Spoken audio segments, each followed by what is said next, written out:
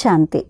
ఈరోజు 11/10/25 అక్టోబర్ 11వ తేదీ బాబా యొక్క సాకార రూపంలోని మధురమైన మహావాక్యాల్ని విందాము.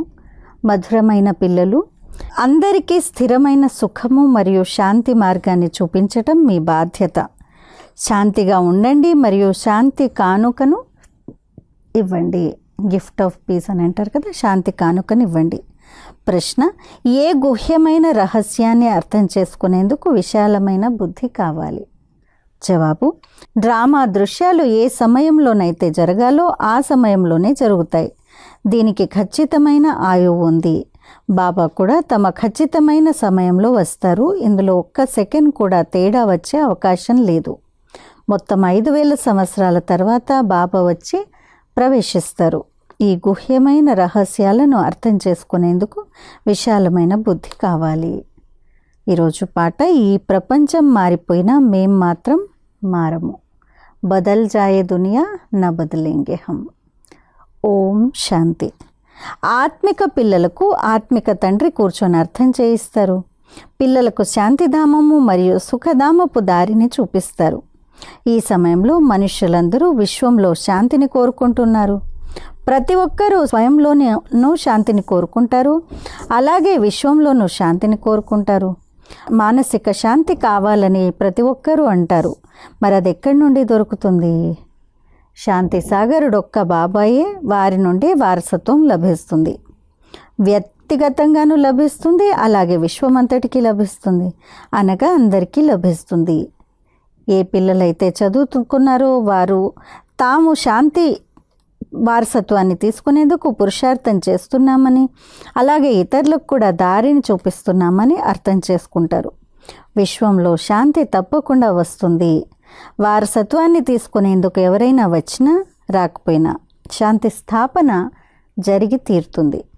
పిల్లలందరికీ శాంతిని ఇవ్వడం పిల్లల బాధ్యత. 2-3 వారసత్వం దొరికినంత మాత్రం లాభం ఏముంది? దీన్ని అర్థం చేసుకోరు.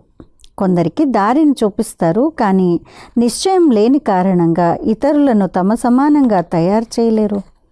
బాబా ద్వారా మనకది లభిస్తుందని నిశ్చయం ఉన్న పిల్లలు అర్థం చేసుకుంటారు.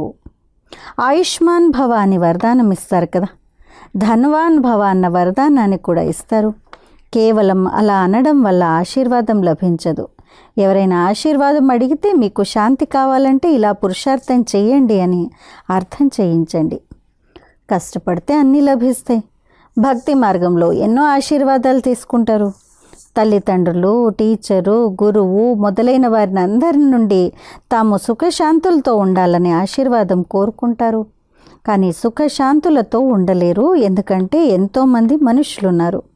వారందరికీ సుఖశాంతులు ఎలా లభిస్తాయి? శాంతి దేవ అని గాయనం కూడా చేస్తారు. హే పరంపిత పరమాత్మ, మాకు శాంతిని కానుకగా ఇవ్వండి అని కోరుకుంటారు. కానీ వాస్తవానికి కానుక అని తమకు తాముగా ఇచ్చేదాన్ని అంటారు. నీకు ఇది ఒక కానుక లేక బహుమతి అని అంటారు. ఎవరెన్ని కానుకలు ఇచ్చినా, ధనము, ఇళ్ళు, వస్త్రాలు మొదలైన వాటన్నింటినీ ఇచ్చినా అవన్నీ అల్పకాలికమైన దాన పుణ్యాలు. మనుషులు మనుషులకు ఇస్తారు. ధనవంతులు పేదవారికి, ధనవంతులు ధనవంతులకు ఇచ్చుకుంటూ ఉంటారు.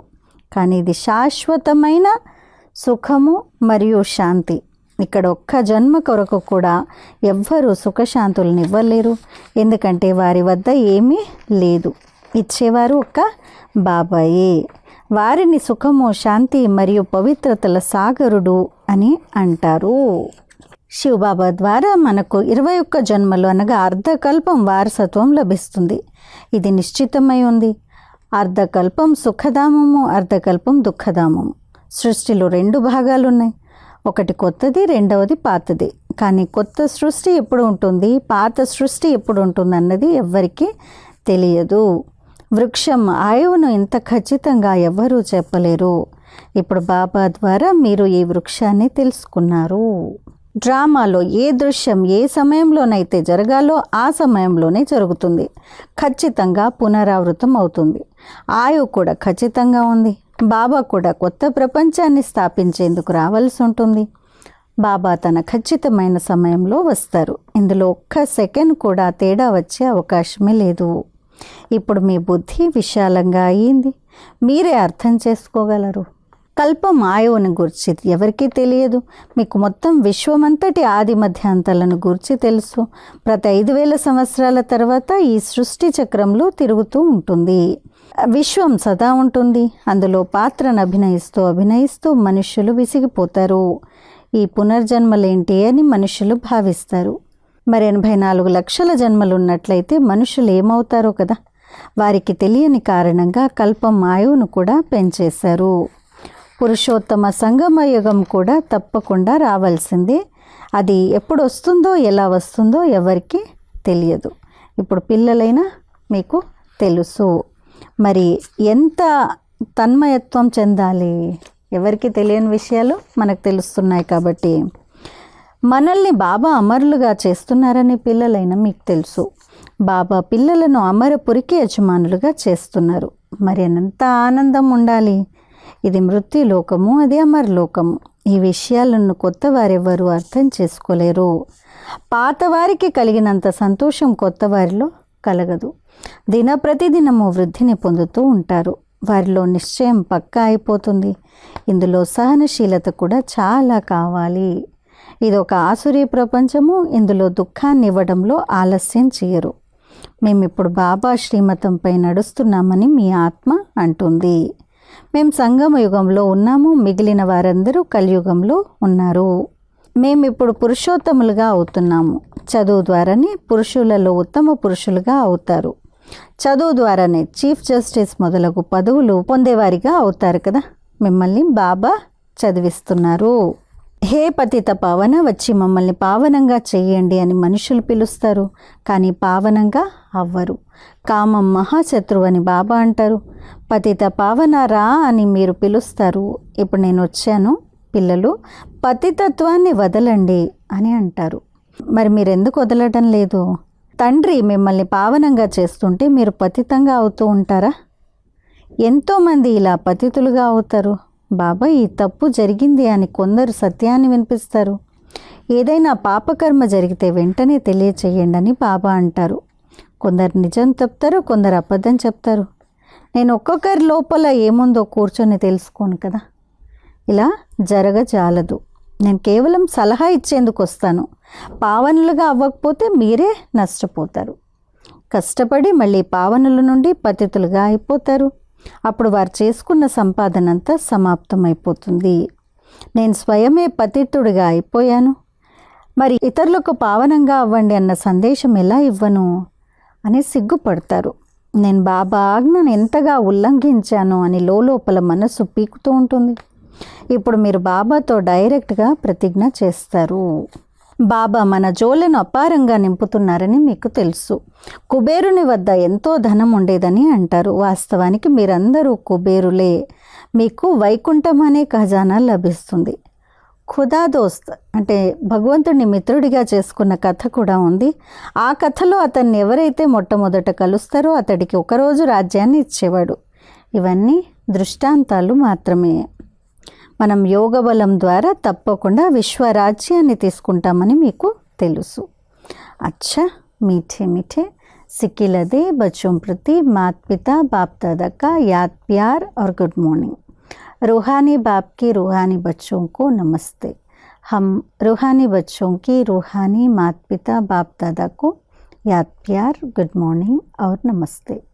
ధారణ కొరకు ముఖ్య సారము.